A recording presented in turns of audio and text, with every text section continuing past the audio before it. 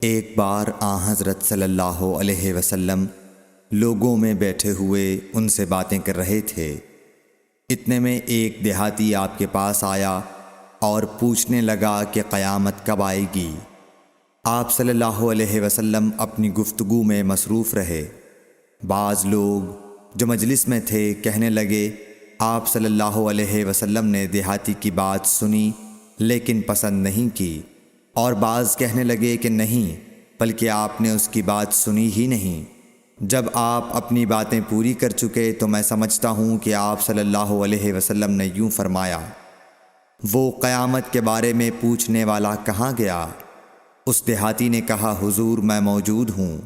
آپ نے فرمایا کہ جب امانت ایمانداری دنیا سے اٹھ جائے تو قیامت قائم ہونے کا انتظار کر۔